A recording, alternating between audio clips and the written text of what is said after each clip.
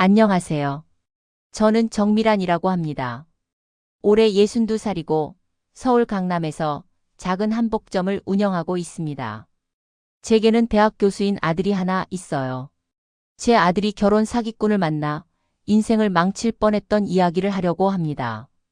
제 아들 최성호가 35이 되어서야 결혼 이야기를 꺼냈을 때 저는 정말 안도의 한숨을 내쉬었습니다. 성호는 서울대학교 화학과 교수로 재직하고 있는데 워낙 학술 연구에만 매진하다 보니 연애 쪽으로는 정말 둔한 편이었습니다. 동기들은 이미 다 결혼해서 아이까지 낳았는데 저희 성호만 여전히 혼자였어요. 엄마, 소개해드릴 사람이 있어요. 어느 금요일 저녁, 평소보다 일찍 집에 온 성호가 소파에 앉아있는 저에게 다소 쑥스러운 표정으로 말했습니다. 동료 교수님이 소개해 주신 분인데 같은 대학 생명공학과 조교로 일하고 있어요. 저는 뜨개질하던 손을 멈추고 아들을 바라봤습니다. 성호의 얼굴에 평소에 보지 못했던 설렘 같은 게 어려 있는 것이 보였어요. 마침내 제 아들도 사랑이라는 것을 알게 되었구나 싶어서 마음이 뭉클했습니다. 그래? 어떤 분인데? 제가 관심 있다는 듯이 물었습니다. 한지영이라고 하세요. 화학공학 박사 과정을 밟고 있고 저보다 8살 어려요.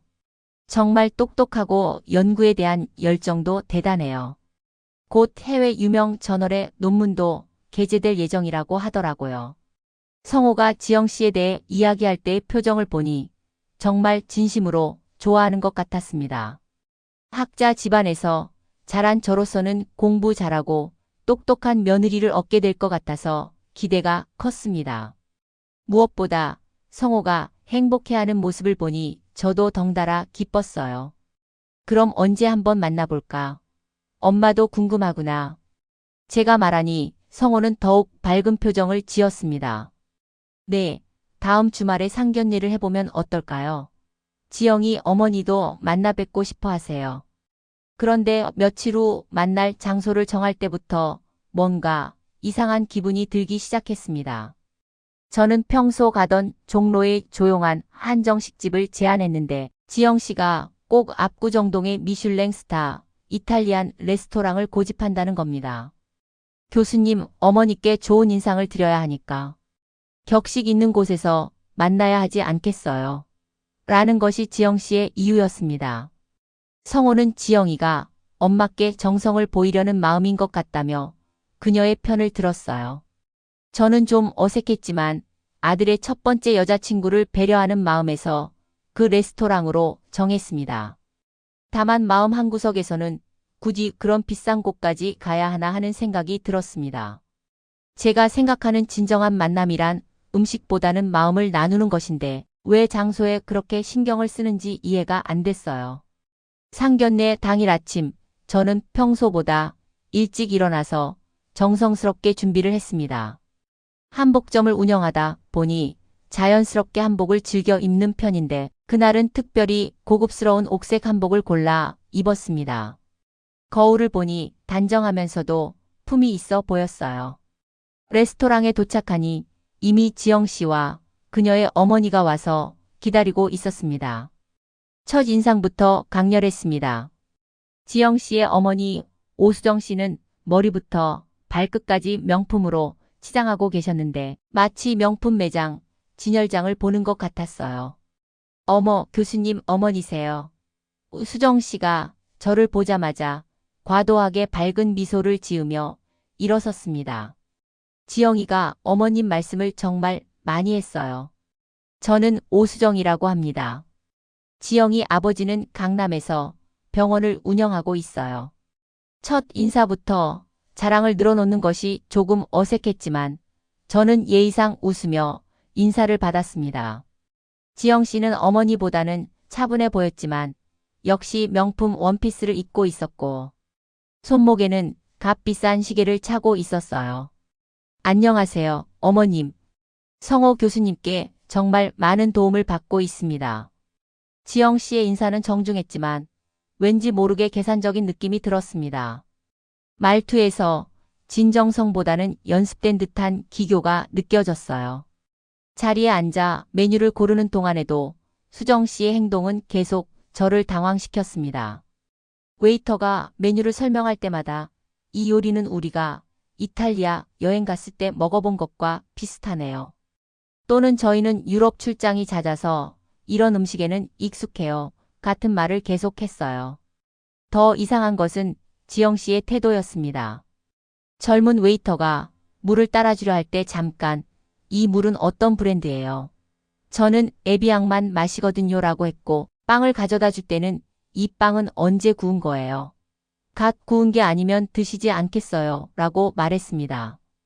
마치 자신이 이 레스토랑의 VIP라도 되는 양 행동하는 것이 보기에 불편했어요. 저는 점점 묘한 위화감을 느꼈지만 아들의 첫 번째 상견례라는 생각에 최대한 참으려고 애썼습니다. 하지만 마음 한구석에서는 이런 사람들과 우리 성호가 잘 어울릴 수 있을까 하는 걱정이 들기 시작했어요. 메인 요리가 나오자 상황은 더욱 이상하게 흘러갔습니다. 지영 씨가 주문한 해산물 리조또를 한 입 먹어보더니 인상을 찌푸렸어요. 이 새우가 좀 비릿한 것 같은데요. 신선하지 않은 것 같아요. 지영 씨가 포크를 내려놓으며 말했습니다. 저는 같은 새우를 먹어봤는데 전혀 비리지 않았거든요. 오히려 달콤하고 신선한 맛이었어요. 웨이터가 다가와서 죄송합니다. 다른 요리로 바꿔드릴까요? 라고 정중하게 물었지만 지영 씨는 아니에요. 괜찮아요. 라고 하면서도 계속 불만스러운 표정을 지었습니다. 그러더니 리조또를 거의 다 먹어갈 무렵 갑자기 지영 씨가 어머나 하고 소리를 질렀습니다. 이게 뭐예요? 지영 씨가 자신의 접시에서 긴 머리카락 한 올을 뽑아내며 보여주는 거예요. 그 순간 레스토랑 안이 조용해졌고 다른 테이블 손님들도 우리 쪽을 쳐다봤습니다. 이게 말이 되나요? 이렇게 비싼 레스토랑에서 음식에 머리카락이 들어있다니. 지영 씨의 목소리가 점점 커졌어요. 그런데 저는 뭔가 이상하다는 생각이 들었습니다. 제가 화장실에 다녀오기 전까지만 해도 지영 씨는 아무렇지 않게 잘 먹고 있었거든요. 그리고 그 머리카락이 지영 씨의 머리색과 너무나 똑같았어요. 수정 씨도 합세했습니다. 아니, 우리가 얼마나 기대하고 왔는데 이런 일이 있어도 되는 거예요. 완전히 기분이 상했어요. 레스토랑 매니저가 급히 달려와서 깊이 사과했습니다. 정말 죄송합니다. 이런 일이 있어서는 안 되는데 사과로 되는 게 아니에요. 우리 기분이 완전히 망쳤다고요. 수정 씨가 더욱 목소리를 높였습니다. 저는 정말 당황스러웠어요. 이런 상황에서 어떻게 행동해야 할지 몰랐거든요. 더구나 다른 손님들이 다 쳐다보고 있는데 얼마나 민망한지. 실수는 누구에게나 있을 수 있어요. 괜찮습니다. 제가 매니저에게 말했지만 지영 모녀는 계속 소리를 높였습니다. 어머님은 너무 착하세요. 이런 건 그냥 넘어가면 안 돼요. 수정 씨가 저를 향해 말했습니다.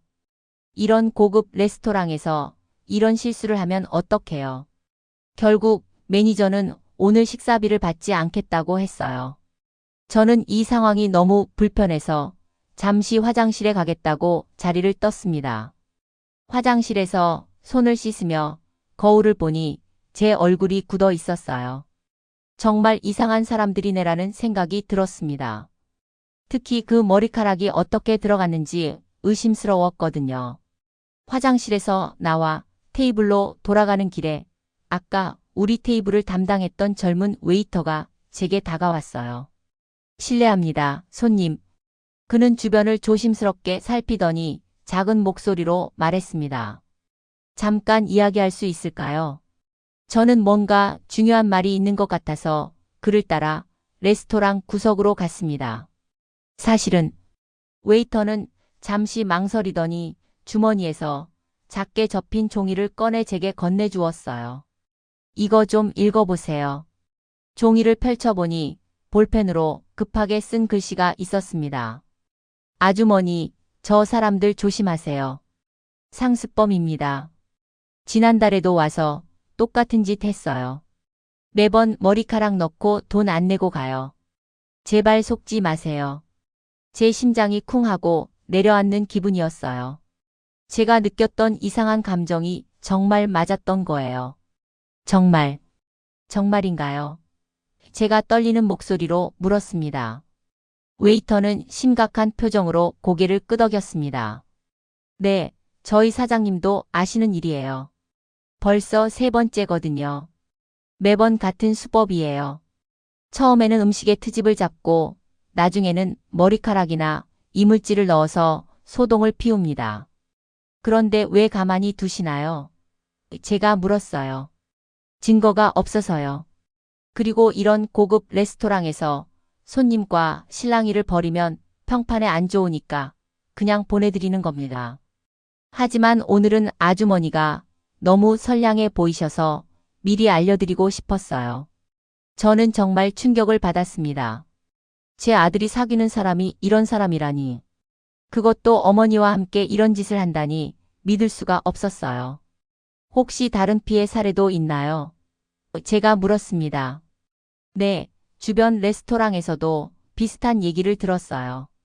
항상 모녀가 함께 와서 같은 수법을 쓴다고 하더라고요. 웨이터가 작은 목소리로 말했습니다. 정말 고맙습니다. 정말 고마워요.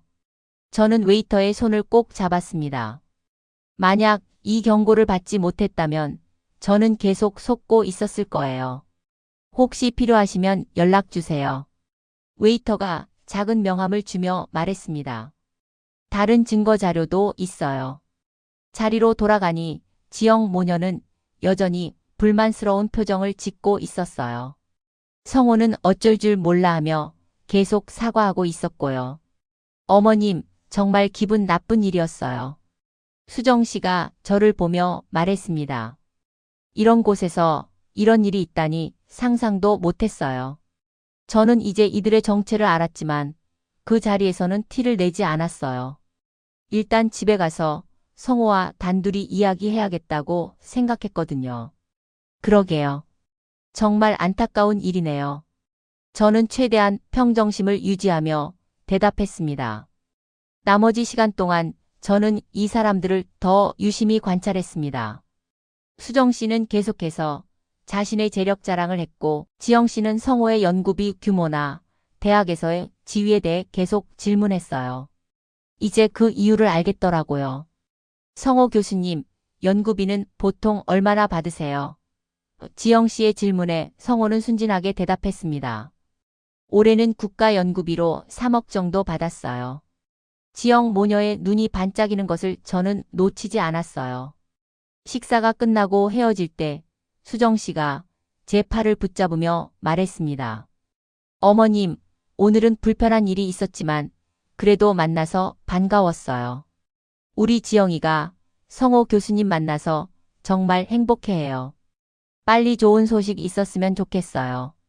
저는 억지로 미소를 지으며 인사했지만 속으로는 절대 그런 일은 없을 거예요 라고 다짐하고 있었습니다.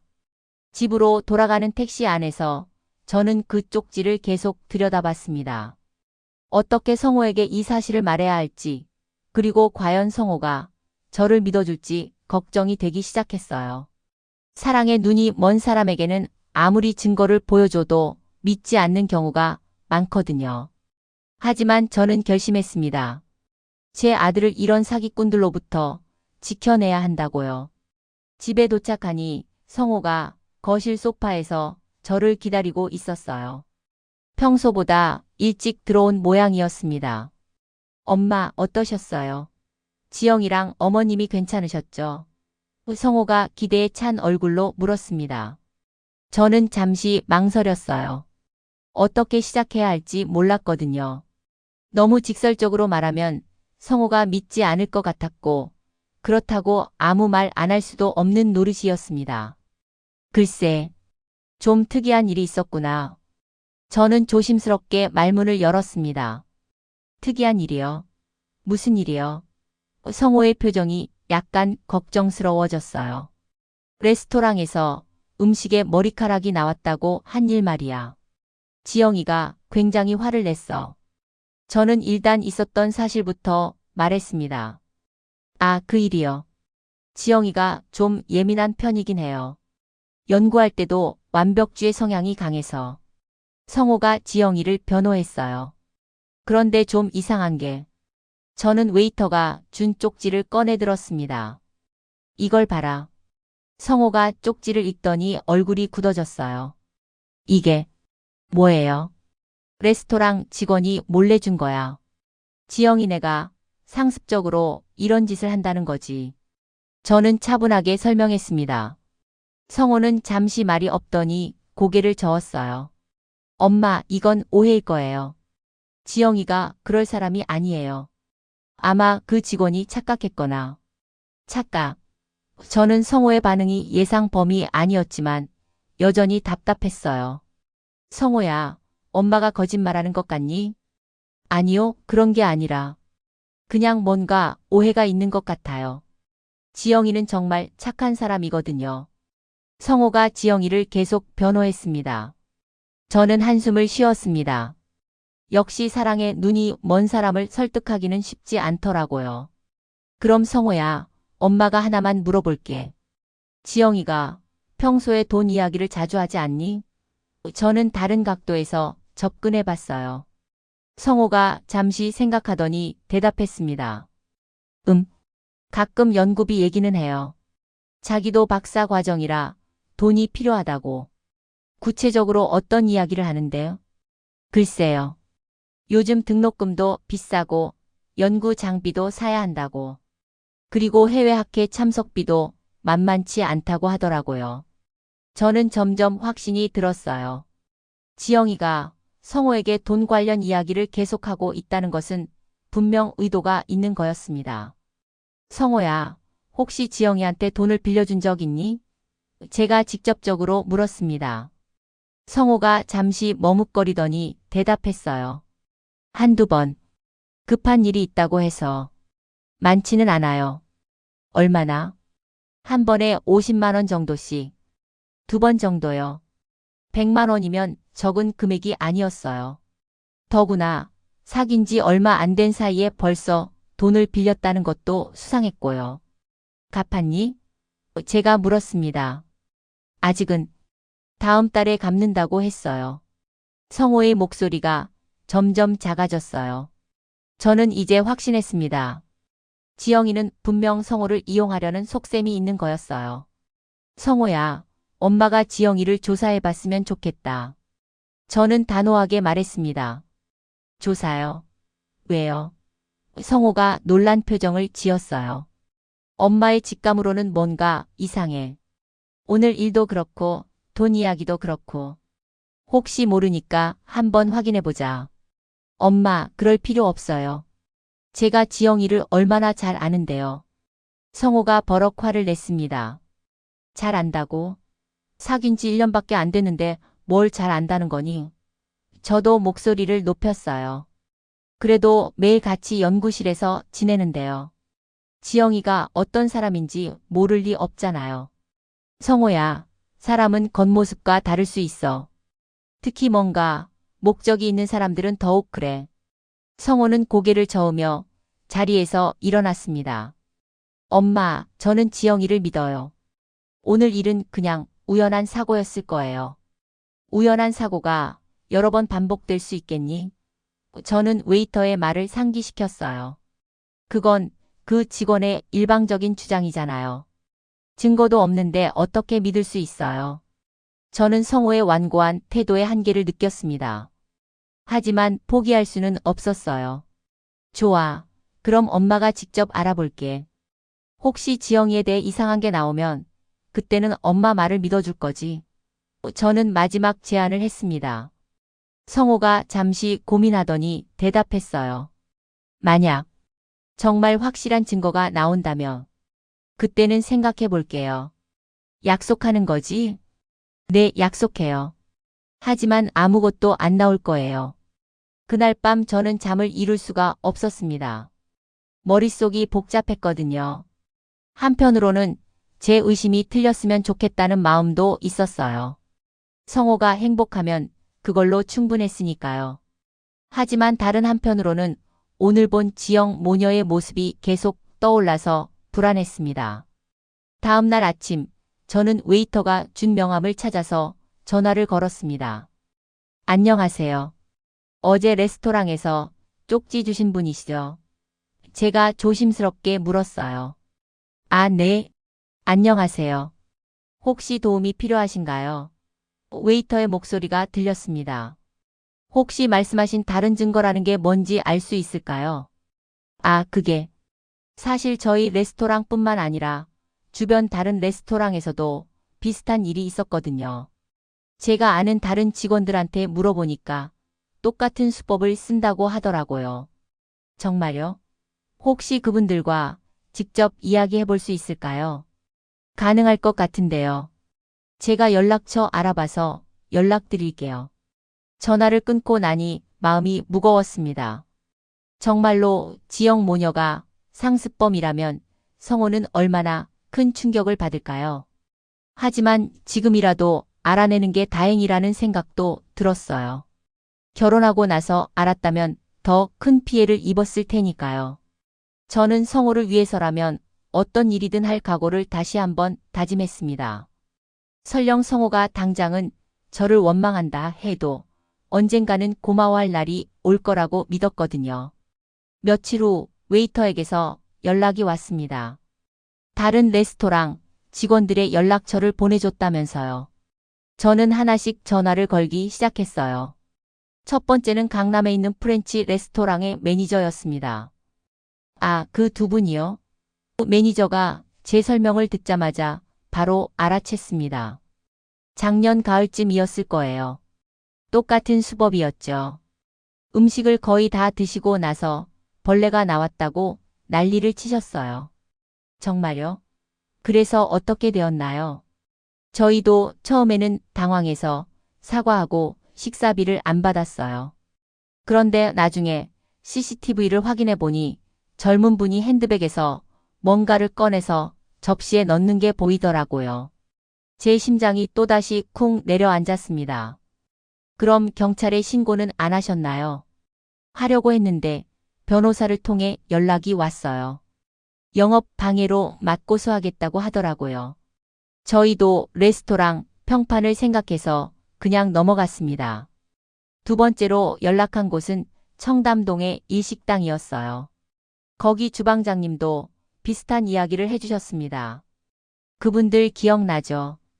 스시에 머리카락이 나왔다고 하셨는데 저희 주방에서는 다들 망건을 쓰고 일하거든요. 머리카락이 나올 수가 없는 구조예요. 저는 이런 증언들을 하나하나 녹음하고 기록했습니다. 성호에게 보여줄 증거가 필요했거든요. 하지만 이것만으로는 부족하다고 생각했어요. 저는 더 확실한 증거가 필요했습니다. 그래서 예전에 한복점 고객 중에 사립 탐정을 하신다는 분이 생각났어요.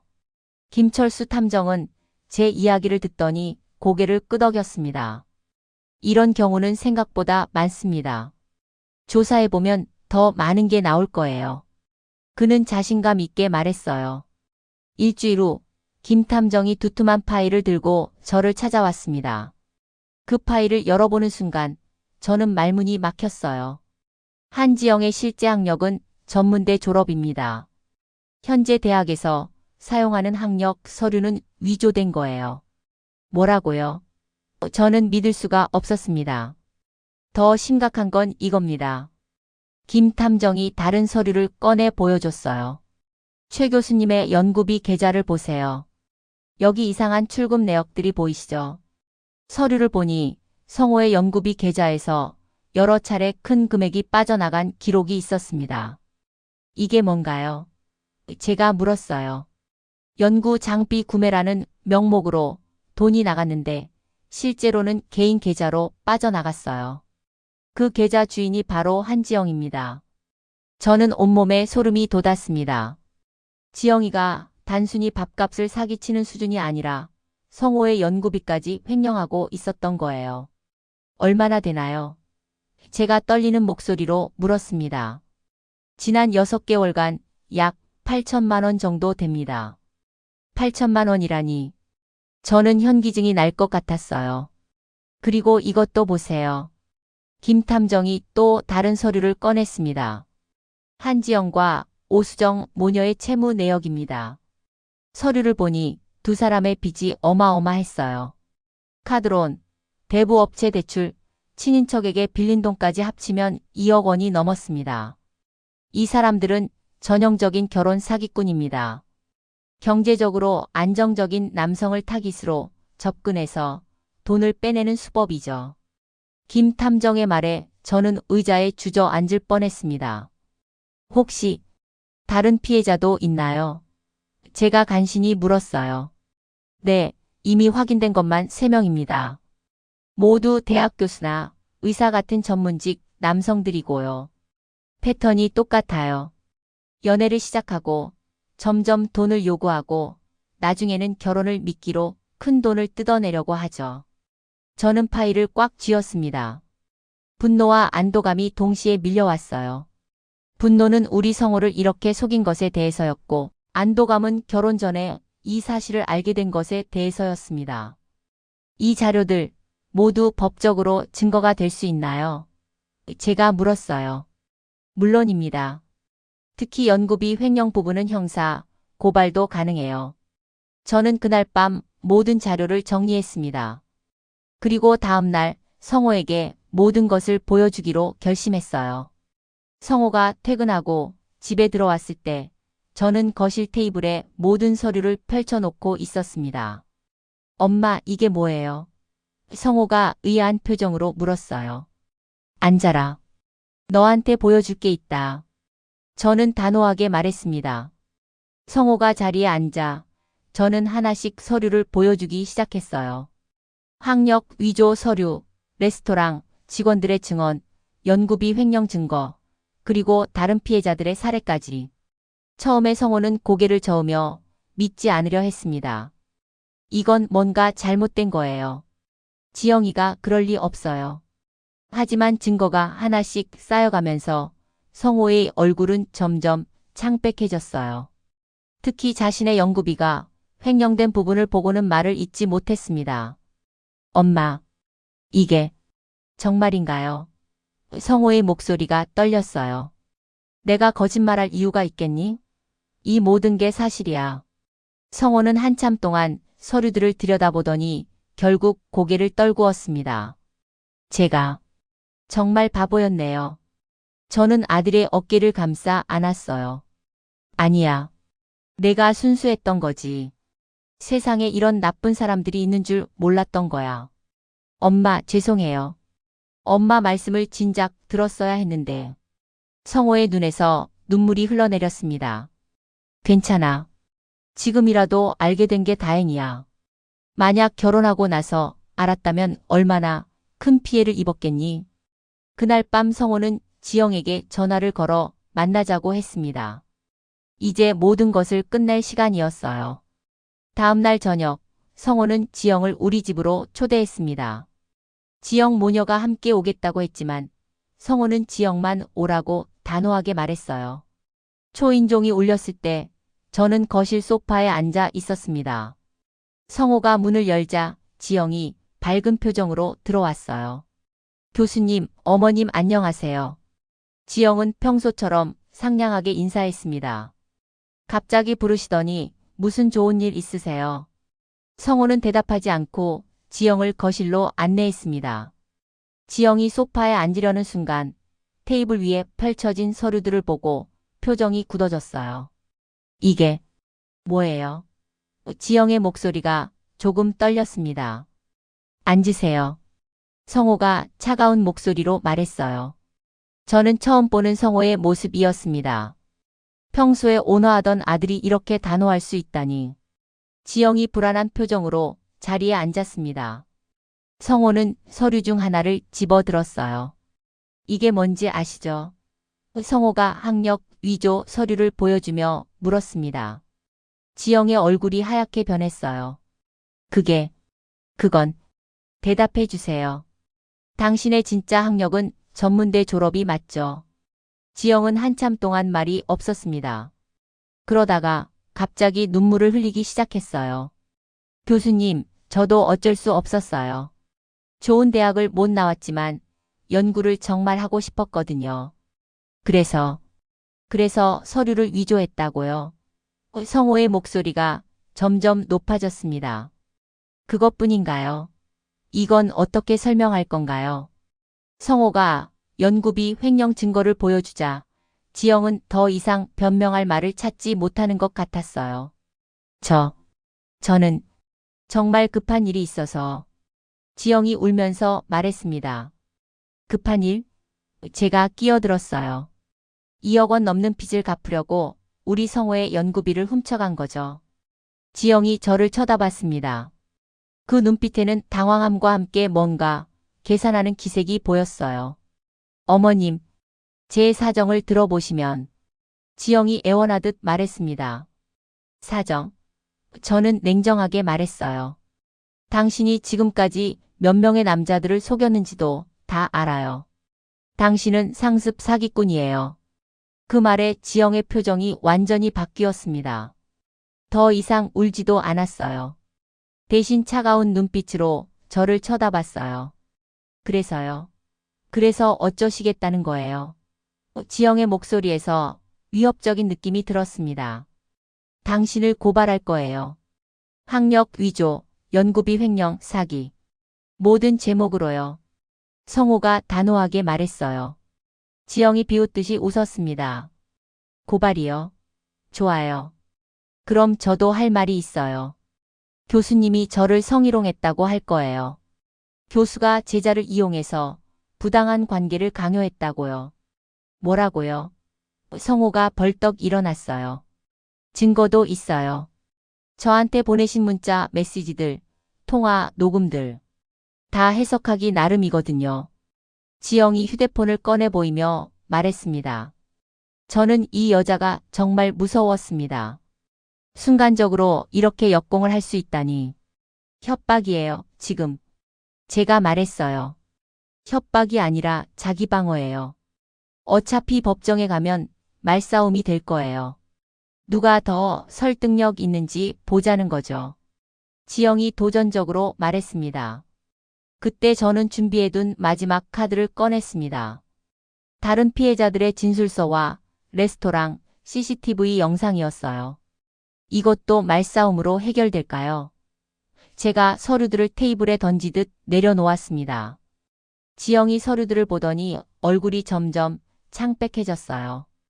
특히 CCTV 영상에서 자신이 음식에 머리카락을 넣는 장면을 보고는 말을 잇지 못했습니다.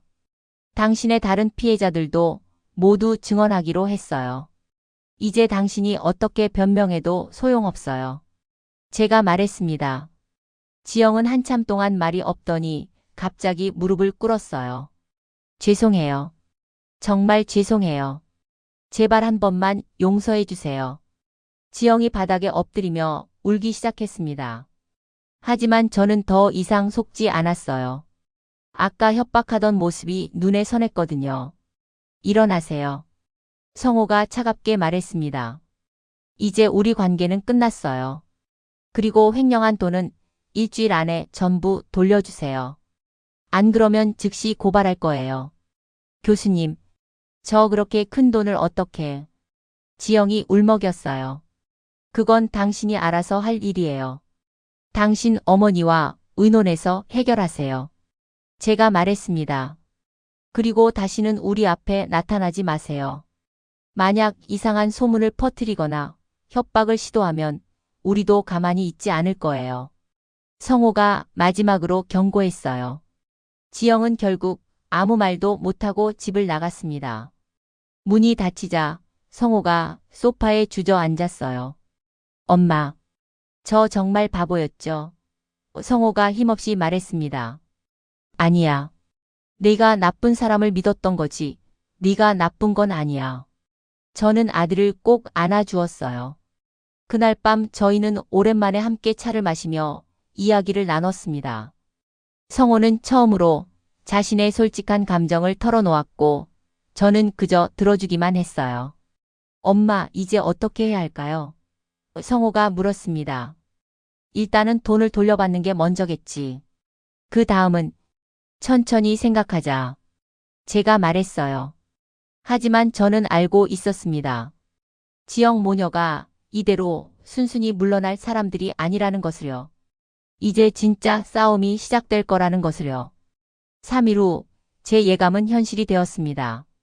성호가 퇴근하고 집에 들어오자마자 창백한 얼굴로 말했어요. 엄마, 큰일 났어요. 무슨 일인데? 저는 불안한 마음으로 물었습니다. 학교 게시판에, 아니, 인터넷 커뮤니티에 제 이야기가 올라왔어요. 성호가 휴대폰을 보여주었어요. 화면을 보는 순간 제 심장이 내려앉았습니다. 유명 대학 교수의 갑질과 성희롱이라는 제목의 글이었어요. 내용은 더 가관이었습니다. 성호가 제자인 지영을 성희롱하고 연구비를 부당하게 사용했으며 지영이 저항하자 일방적으로 해고했다는 내용이었어요. 이게 전부 거짓말이잖아. 제가 분노로 떨리는 목소리로 말했습니다. 알아요. 하지만 벌써 조회수가 몇만 건이 넘어요. 댓글도 수백 개고요. 성호의 목소리가 절망적이었어요. 댓글들을 읽어보니 대부분이 성호를 비난하는 내용이었습니다. 교수라는 사람이 제자를 이용하다니, 이런 사람은 파면시켜야 한다. 요즘 대학이 다 이 모양이다. 사람들은 진실을 알지도 못하면서 마음대로 판단하고 있었어요. 학교에서는 뭐래? 제가 물었습니다. 학장님이 저를 부르셨어요. 일단 조사가 끝날 때까지 강의를 중단하라고 하셨어요. 성호가 힘없이 말했어요. 저는 당장 지영에게 전화를 걸었습니다. 하지만 전화는 받지 않았어요. 수정 씨에게도 전화했지만 마찬가지였습니다. 엄마, 제가 어떻게 해야 할까요? 성호가 저를 바라봤어요. 당장 변호사한테 연락해. 명예훼손으로 맞고소할 거야. 저는 단호하게 말했습니다. 다음 날 저희는 김민정 변호사를 만났어요. 변호사는 상황을 듣고는 심각한 표정을 지었습니다. 이건 전형적인 2차 가해 시도예요. 자신들의 범죄가 드러나자 피해자 행세를 하면서 역공을 하는 거죠. 김 변호사가 말했어요. 그럼 어떻게 해야 하나요? 성호가 물었습니다. 우선 학교에 우리가 가진 모든 증거를 제출해야 해요. CCTV 영상, 다른 피해자들의 진술서, 연구비 횡령 증거, 모두요. 그리고 해당 게시글에 대해서는 즉시 삭제 요청과 함께 명예훼손으로 고소할 겁니다. 저희는 변호사의 지시대로 움직이기 시작했습니다. 하지만 문제는 여론이었어요. 이미 인터넷에는 성호에 대한 악의적인 소문들이 퍼지고 있었습니다.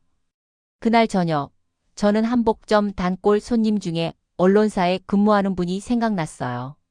박 기자님이라고 항상 공정한 보도를 추구하는 분이셨습니다. 기자님, 제가 도움을 요청해도 될까요? 제가 전화를 걸었어요. 박 기자님은 제 이야기를 끝까지 들어주셨습니다. 그리고는 이건 분명히 짚고 넘어가야 할 문제네요. 제가 취재해 볼게요. 라고 하셨어요. 며칠 후 박 기자님은 우리가 가진 증거들을 철저히 검증했습니다. 그리고 결혼 사기꾼의 역공, 피해자가 가해자로 몰려라는 제목의 기사를 냈어요. 기사에는 지역 모녀의 상습적인 사기 행각, CCTV 증거, 다른 피해자들의 증언이 모두 포함되어 있었습니다. 특히 레스토랑에서 일부러 머리카락을 넣는 CCTV 영상은 결정적이었어요. 기사가 나가자 여론이 급격히 바뀌기 시작했습니다. 처음에 성호를 비난했던 사람들이 이제는 지역 모녀를 비난하기 시작했어요. 하지만 지역 모녀는 여기서 멈추지 않았습니다. 며칠 후 이번에는 수정 씨가 직접 나타났어요. 우리 집 앞에서 소리를 지르며 난동을 부린 거예요. 내 딸 인생 망친 것들. 나와. 당장 나와. 수정 씨의 고함 소리가 아파트 복도에 울려 퍼졌습니다. 저는 즉시 경찰에 신고했어요. 경찰이 도착했을 때도 수정 씨는 계속 소리를 지르고 있었습니다. 이 사람들이 우리 지영이를 모함했어요. 증거를 조작했다고요. 수정 씨가 경찰에게 말했어요. 하지만 경찰은 이미 저희가 제출한 증거들을 보고 온 상태였습니다. 부인, 진정하시고 저희와 함께 가시죠. 허위사실 유포와 주거 침입 혐의로 조사받으셔야 합니다. 수정 씨가 경찰에 끌려가는 모습을 보며 저는 복잡한 감정이 들었어요. 한편으로는 통쾌했지만 다른 한편으로는 씁쓸했습니다. 어떻게 사람이 저렇게까지 될 수 있을까 하는 생각이 들었거든요. 그날 밤 성호가 저에게 말했습니다. 엄마, 제가 만약 엄마 말을 듣지 않고 지영이랑 결혼했다면 지금쯤 어떻게 됐을까요? 생각하기도 싫구나. 저는 솔직하게 말했어요. 하지만 다행히 그렇게 되지 않았잖니. 엄마가 아니었으면 저는 정말 큰일 날 뻔했어요. 고마워요, 엄마. 성호가 제 손을 꼭 잡았습니다. 다음 날 학교에서 연락이 왔어요. 모든 증거를 검토한 결과 성호에 대한 모든 혐의가 무혐의로 판명되었고 즉시 복직할 수 있다는 내용이었습니다. 그리고 일주일 후 지영과 수정 씨는 사기죄와 명예훼손죄로 기소되었어요. 횡령한 연구비도 일부 돌려받았습니다. 지영의 집을 경매로 처분해서 만든 돈이었어요. 하지만 저는 알고 있었습니다. 이것으로 완전히 끝난 게 아니라는 것을요. 성호의 마음에 난 상처는 쉽게 아물지 않을 거라는 것을요. 법적 문제가 일단락되고 나서 성호는 예전 같지 않았습니다. 복직은 했지만 연구실에서도 집에서도 말수가 줄었어요. 가끔 멍하니 창밖을 바라보는 모습을 보면 제 마음이 아팠습니다. 성호야, 오늘 저녁은 네가 좋아하는 갈비찜을 해볼까? 어느 주말 아침 제가 물었어요. 아, 네, 좋아요. 성호는 대답했지만 표정에는 생기가 없었습니다. 저는 이대로는 안 되겠다고 생각했어요. 성호에게 필요한 건 단순히 시간이 아니라 적극적인 치유였습니다. 성호야, 엄마랑 여행 좀 갈까? 제가 제안했어요. 여행이요? 갑자기요? 성호가 의외라는 표정을 지었습니다. 응. 너도 좀 쉬고 엄마도 요즘 한복점 일로 피곤했거든. 우리 둘이서 제주도라도 다녀오자. 성호는 잠시 생각하더니 고개를 끄덕였어요. 좋아요, 엄마. 엄마랑 여행 간 지도 정말 오래됐네요. 일주일 후 저희는 제주도에 도착했습니다. 푸른 바다를 보는 순간 성호의 얼굴에 조금이나마 밝은 기운이 도는 것 같았어요. 와, 바다가 정말 예쁘네요. 성호가 처음으로 환한 미소를 지었습니다.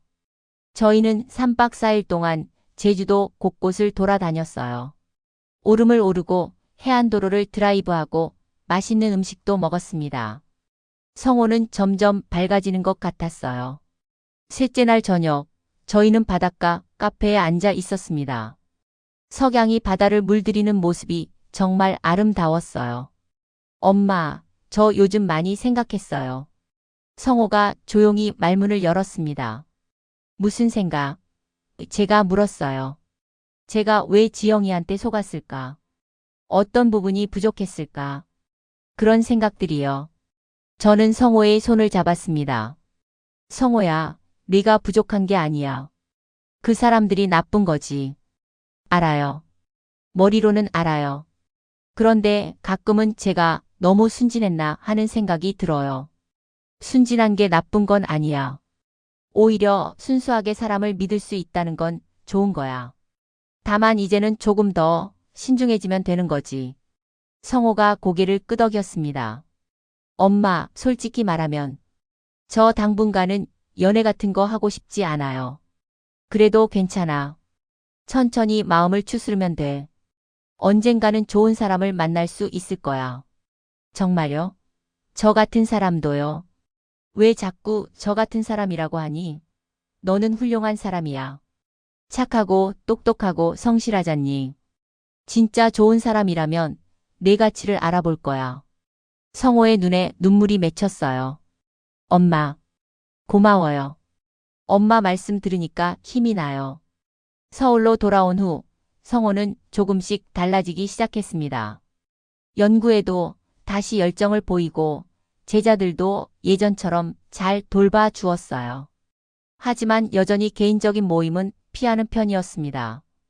어느 날 대학 도서관에서 일하는 제 친구 이경숙 씨가 전화를 했어요. 미란아, 우리 도서관에 새로 온 사서가 있는데 참 괜찮은 아이더라. 성호한테 한번 소개해 줄까? 아니야, 경수가.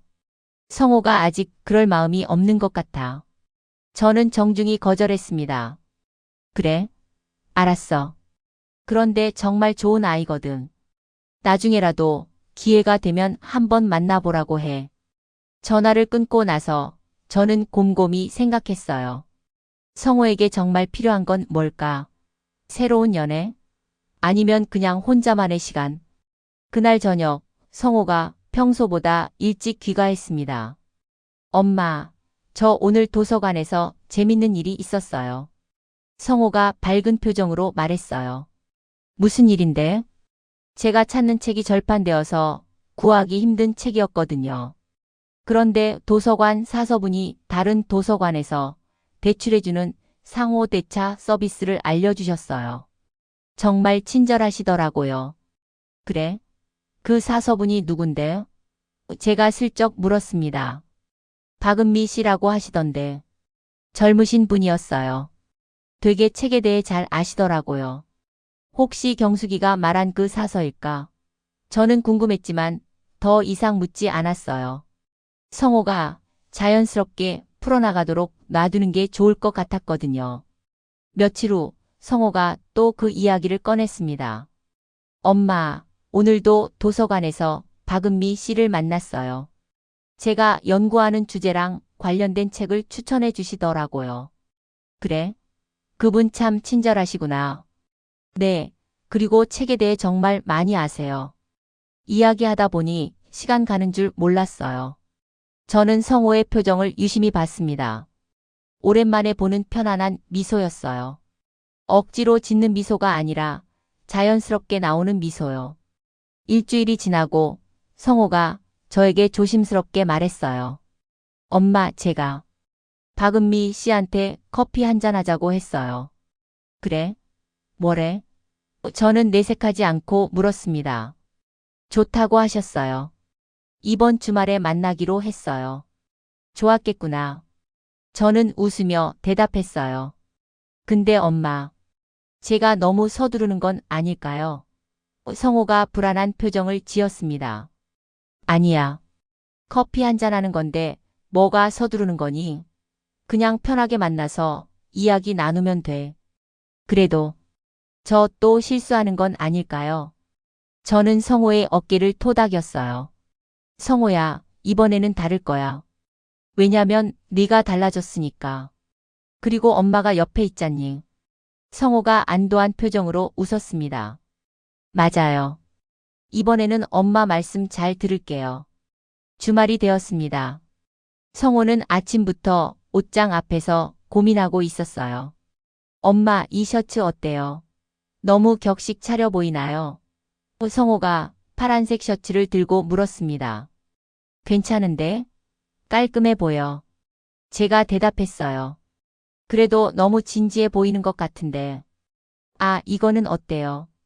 성호가 다시 베이지색 니트를 꺼냈습니다. 저는 웃음이 나왔어요. 성호야, 커피 한 잔 마시는 건데 그렇게 고민할 필요 없어. 편한 옷 입어. 결국 성호는 베이지색 니트를 입고 나갔습니다. 나가기 전에 거울을 몇 번이나 확인하는 모습이 귀여웠어요. 저녁 무렵 성호가 집에 돌아왔습니다. 표정이 밝았어요. 어땠어? 제가 궁금해서 물었습니다. 좋았어요. 정말 좋았어요. 성호가 소파에 앉으며 말했습니다. 은미 씨는 정말 다른 사람이에요. 어떻게 다른데? 일단 대화가 편했어요. 억지로 맞추려고 하지 않아도 자연스럽게 이야기가 이어지더라고요. 그리고 솔직해요. 자기 생각을 있는 그대로 말하는 것 같았어요. 저는 성호의 이야기를 들으며 고개를 끄덕였습니다. 좋은 신호였어요. 책 이야기를 많이 했어요. 은미 씨가 추천해준 책도 몇 권 있고요. 그리고 성호가 잠시 머뭇거렸습니다. 그리고 제가 재촉했어요. 은미 씨가 자기 어렸을 때 이야기를 해주셨어요. 부모님이 시골에서 작은 서점을 운영하신대요. 어려서부터 서점에서 자라면서 자연스럽게 책을 좋아하게 됐다고 하더라고요. 좋은 환경에서 자랐구나. 네. 그리고 은미 씨 말을 들어보니 정말 부모님을 존경하는 것 같았어요. 물질적으로는 넉넉하지 않았지만 사랑을 많이 받고 자랐다고 하더라고요. 저는 마음이 놓였습니다. 부모를 존경하는 사람은 기본이 바른 사람이거든요. 다음에 또 만나기로 했어. 제가 물었어요. 네, 은미 씨가 좋은 전시회가 있다고 같이 가자고 하셨어요. 그 후로 성호와 은미 씨는 자주 만났습니다. 성호는 점점 더 밝아졌고 집에 오면 은미 씨 이야기를 자주 했어요. 한 달쯤 지났을 때 성호가 조심스럽게 말했습니다. 엄마, 제가 은미 씨를 집에 초대해도 될까요? 엄마께 소개해드리고 싶어서요. 물론이지. 언제 오시는데? 이번 주말 저녁 어때요? 같이 식사하면서 이야기 나누면 좋을 것 같아서요. 저는 그날을 위해 정성껏 준비했습니다. 성호가 좋아하는 음식들을 만들고 집안도 깨끗이 정리했어요. 주말 저녁 초인종이 울렸습니다. 문을 열자 단정한 차림의 젊은 여성이 서 있었어요. 화장기 없는 얼굴에 수수한 원피스를 입고 있었지만 맑은 눈빛이 인상적이었습니다. 안녕하세요, 어머님. 박은미입니다. 은미가 공손하게 인사했어요. 어서 오세요. 성호한테 얘기 많이 들었어요. 제가 반갑게 맞이했습니다. 은미는 작은 꽃다발을 건네며 말했어요. 작은 정성이지만 받아주세요. 어머, 이렇게까지 하지 않아도 되는데. 고마워요. 저는 꽃다발을 받으며 은미의 배려심에 감동했습니다. 저희는 식탁에 둘러앉아 식사를 시작했어요. 은미는 음식을 먹으며 진심 어린 칭찬을 했습니다. 어머님, 이 잡채 정말 맛있어요. 간이 딱 맞네요. 맛있게 먹어줘서 고마워요. 우리 성호가 좋아하는 음식이에요. 교수님께서 어머님 요리를 항상 그리워하신다고 하더라고요. 저는 은미와 이야기를 나누면서 이 사람이 어떤 사람인지 조금씩 알게 되었습니다. 은미는 거짓이 없었어요. 자기 자신을 과장하지도 꾸미지도 않았습니다. 은미 씨, 부모님은 뭘 하시는지 물어봐도 될까요? 제가 조심스럽게 물었어요. 네, 부모님은 강원도 작은 마을에서 헌책방을 운영하고 계세요. 규모는 작지만 지역 주민들이 많이 찾아주세요. 헌책방이라니 참 의미 있는 일이시네요. 네, 아버지가 책을 정말 사랑하세요. 어려서부터 책에 둘러싸여 자라다 보니 저도 자연스럽게 책을 좋아하게 됐어요. 식사 후 저희는 거실에서 차를 마시며 더 깊은 이야기를 나눴습니다. 은미는 자신의 꿈에 대해서도 이야기했어요. 저는 언젠가 누구나 쉽게 접근할 수 있는 도서관을 만들고 싶어요. 특히 소외된 지역의 아이들이 책을 읽을 수 있는 환경을 만들어주고 싶거든요. 은미의 눈빛에서 진심이 느껴졌습니다. 이 사람은 돈이나 명예가 아닌 진짜 가치를 추구하는 사람이었어요. 좋은 꿈이네요. 꼭 이루길 바라요. 제가 진심으로 말했습니다. 은미가 돌아간 후 성호가 제게 물었어요. 엄마, 은미 씨 어때요? 저는 웃으며 대답했습니다. 좋은 사람이구나. 진심이 느껴져. 정말요? 엄마도 그렇게 느끼셨어요. 성호의 얼굴이 환해졌어요. 응. 지영이랑은 완전히 다른 사람이야. 은미 씨는 자기 자신에게 솔직하고 다른 사람을 진심으로 대하는 것 같아. 저도 그렇게 느꼈어요. 은미 씨랑 있으면 편해요. 무리해서 좋은 모습을 보이려고 하지 않아도 되거든요. 그게 진짜 인연이야, 성호야. 그날 밤 저는 잠자리에 들며 생각했습니다. 지영이라는 악연이 있었기에 성호가 은미라는 좋은 인연을 더 소중히 여길 수 있게 된 게 아닐까 하고요. 석 달이 흐르고 성호와 은미의 관계는 점점 깊어졌습니다. 어느 날 성호가 제게 말했어요. 엄마, 은미 씨 부모님을 만나 뵙고 싶어요. 정식으로 인사드리고 싶거든요. 그래, 좋은 생각이다. 저는 기쁜 마음으로 대답했습니다. 일주일 후 저희는 은미의 부모님이 계신 강원도 작은 마을로 향했어요. 기차를 타고 가는 동안 성호가 계속 긴장하는 게 보였습니다. 성호야, 너무 긴장하지 마. 자연스럽게 대하면 돼. 제가 아들의 손을 잡아 주었어요. 네, 알겠어요. 그런데 첫인상이 중요하잖아요. 첫인상도 중요하지만 진심이 더 중요해. 내 진심을 보여드리면 돼. 마을에 도착하니 은미가 역에서 기다리고 있었습니다. 그리고 그녀의 옆에는 수수한 차림의 중년 부부가 서 계셨어요. 어머님, 교수님, 오시느라 고생 많으셨어요. 은미가 우리를 맞이했습니다. 여기는 저희 부모님이세요. 안녕하세요. 박은미 아버지 박동훈입니다. 은미의 아버지가 공손하게 인사하셨어요. 안경을 쓴 온화한 인상의 분이었습니다. 저는 어머니 김혜숙이라고 해요. 먼 곳까지 오시느라 얼마나 힘드셨어요. 은미의 어머니도 따뜻하게 맞아주셨어요. 저희는 은미네 헌책방으로 갔습니다. 작지만 아늑한 공간에 책들이 가득했어요. 오래된 책 냄새가 정겹게 느껴졌습니다. 와, 정말 멋진 곳이네요. 성호가 책들을 둘러보며 감탄했어요. 고맙습니다. 30년 넘게 이 자리를 지키고 있어요. 동훈 씨가 자랑스럽게 말씀하셨습니다. 2층에 있는 작은 거실에서 저희는 차를 마시며 이야기를 나눴어요. 은미의 부모님은 정말 소박하고 진실한 분들이셨습니다. 교수님, 저희 은미가 교수님 이야기를 정말 많이 해요. 혜숙 씨가 웃으며 말씀하셨어요.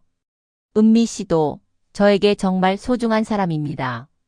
성호가 진심을 담아 대답했습니다. 동훈 씨가 성호를 바라보며 물으셨어요. 교수님, 솔직히 여쭤봐도 될까요? 저희 딸이 교수님께 어떤 의미인지요. 성호가 잠시 생각하더니 천천히 대답했습니다. 저는 과거의 잘못된 만남으로 힘든 시간을 보냈습니다.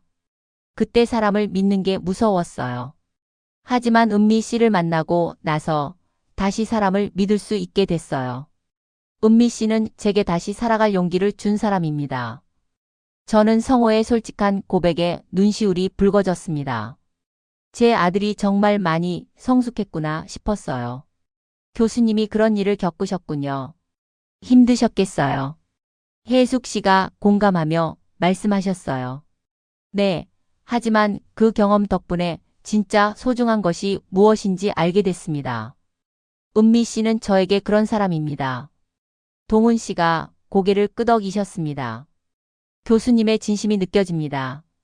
저희 은미도 교수님을 정말 좋아하는 것 같아요. 아버님, 어머님, 저는 은미 씨를 평생 소중히 모시겠습니다. 제가 받은 상처를 은미 씨에게는 절대 주지 않을 거예요. 성호가 단호하게 말했어요. 그때 제가 입을 열었습니다.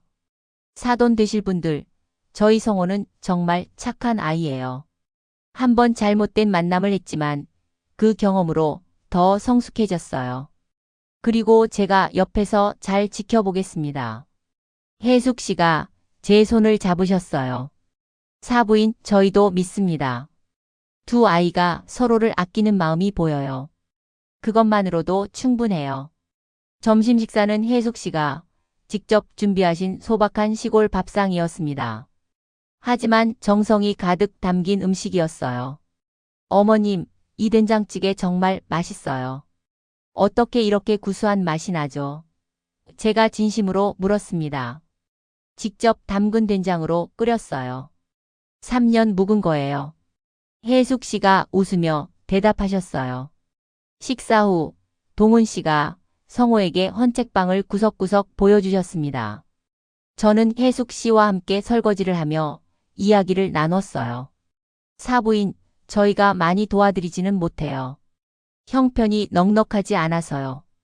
혜숙 씨가 조심스럽게 말씀하셨습니다. 아니에요. 도움 같은 건 바라지 않아요. 두 아이가 행복하면 그걸로 충분해요. 제가 진심으로 말했어요. 고맙습니다. 사부인 같은 분을 만나서 정말 다행이에요. 저녁 무렵 저희는 작별 인사를 나눴습니다. 은미의 부모님은 역까지 배웅 나오셨어요. 또 놀러 오세요. 다음에는 더 잘 대접하겠습니다. 동훈 씨가 말씀하셨습니다. 저희가 감사하죠. 정말 좋은 시간이었어요. 저는 진심으로 인사했어요. 기차 안에서 성호가 제게 물었습니다. 엄마, 은미 부모님 어떠셨어요? 정말 좋으신 분들이야. 물질적으로는 넉넉하지 않아도 마음이 넉넉한 분들이더라. 그런 부모님 밑에서 자란 은미가 착한 게 당연하지. 저도 그렇게 느꼈어요. 지영이 부모님이랑은 정말 다르죠. 비교할 수도 없지. 한쪽은 겉만 번지르르 했지만 은미 부모님은 속이 따뜻하신 분들이야. 엄마, 제가 정말 좋은 사람을 만난 거죠? 성호가 확인하듯 물었어요. 그럼 이번엔 진짜 좋은 인연이야. 엄마가 보증해. 성호의 얼굴에 행복한 미소가 번졌습니다. 그 모습을 보니 제 마음도 따뜻해졌어요. 그로부터 6개월 후 성호와 은미는 결혼식을 올렸습니다. 화려한 예식장이 아니라 작은 교회에서였어요. 두 사람이 원하는 소박하지만 의미 있는 결혼식이었습니다. 결혼식 전날 밤 성호가 제 방으로 찾아왔어요. 엄마, 잠깐 이야기해도 될까요? 성호가 조심스럽게 물었습니다. 그럼 들어와. 저는 책을 덮고 자리를 내어주었어요. 성호가 제 옆에 앉더니 말했습니다. 엄마, 내일이면 제가 결혼을 하네요. 그러게. 시간 참 빠르다. 저는 감회가 새로웠어요. 엄마 정말 고마워요. 엄마가 아니었으면 저는 지금 어떻게 됐을지 몰라요. 저는 성호의 손을 잡았습니다. 무슨 소리니? 엄마가 당연히 해야 할 일을 했을 뿐이야. 아니에요. 엄마는 제 인생을 구해주셨어요. 지영이와 결혼했다면. 생각만 해도 끔찍해요. 이제 다 지나간 일이야. 그리고 그 일이 있었기에 지금의 은미를 더 소중히 여길 수 있게 된 거 아니겠니? 성호가 고개를 끄덕였어요. 맞아요.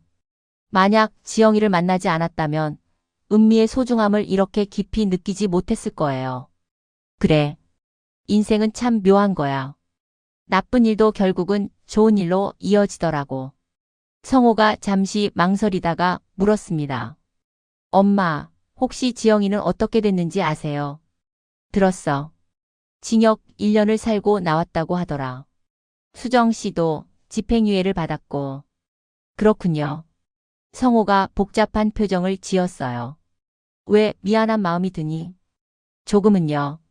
그래도 한때는 좋아했던 사람이니까요. 성호야, 그건 네가 착해서 그런 거야. 하지만 그 사람들은 자기가 한 일의 대가를 받은 거야. 내가 미안해할 필요 없어. 네, 알아요. 그래도 가끔 생각나요. 만약 지영이가 처음부터 진심이었다면 어땠을까 하고. 하지만 그건 가정일 뿐이야. 중요한 건 지금이야. 내 옆에 은미라는 정말 좋은 사람이 있잖니. 성호가 환하게 웃었습니다. 맞아요. 은미는 정말 다른 사람이에요.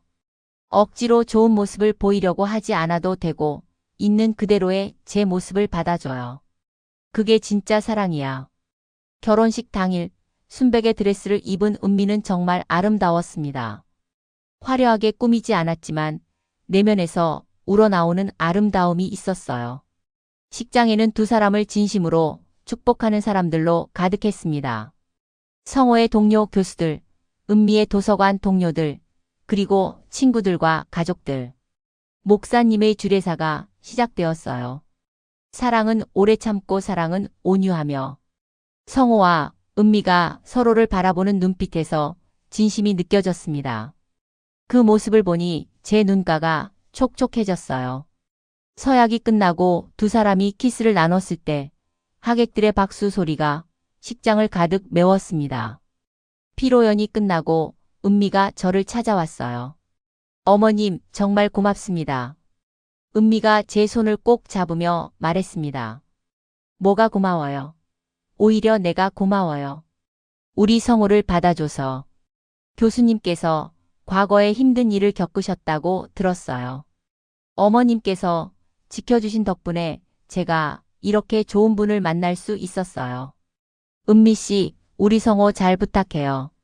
가끔 순진한 구석이 있으니까 잘 챙겨줘요. 네, 걱정 마세요. 평생 소중히 모실게요. 그날 저녁, 신혼여행을 떠나는 두 사람을 배웅하고 집에 돌아왔습니다. 텅 빈 집이 조금 쓸쓸했지만 마음은 뿌듯했어요. 거실 소파에 앉아 차를 마시며 저는 지난 인연을 돌아봤습니다. 그날 레스토랑에서 웨이터가 건넨 작은 쪽지 하나가 모든 것을 바꿔놓았어요. 만약 그 쪽지가 없었다면, 만약 제가 지영을 의심하지 않았다면, 성호는 지금쯤 끔찍한 결혼 생활로 고통받고 있었을 거예요. 하지만 그 모든 일들이 있었기에 성호는 더 성숙해졌고 진짜 좋은 사람을 알아볼 수 있게 됐습니다. 일주일 후 신혼여행에서 돌아온 성호와 은미가 저를 찾아왔어요. 엄마, 다녀왔습니다. 성호가 밝게 인사했습니다. 어서 와. 여행 잘 다녀왔니? 네, 정말 좋았어요. 은미가 행복한 미소를 지으며 말했어요. 저희는 함께 저녁을 먹으며 신혼여행 이야기를 나눴습니다. 두 사람의 얼굴에서 행복이 넘쳐 흘렀어요. 엄마, 이번 주말에 은미 부모님도 모시고 같이 식사하면 어떨까요? 성호가 제안했습니다. 좋지. 사돈 어르신들과도 자주 만나야지. 그렇게 저희 두 가족은 자주 만나며 진짜 가족이 되어갔어요. 명절이면 함께 모여 떡국을 먹고 생일이면 케이크를 함께 나눴습니다. 1년 후 은미가 임신 소식을 전해왔습니다. 저는 곧 할머니가 될 거라는 생각에 가슴이 벅찼어요. 어느 날 성호가 제게 조심스럽게 물었습니다. 엄마, 혹시 후회하는 거 없으세요? 그때 그렇게까지 강하게 나서지 않았어도 됐을 텐데.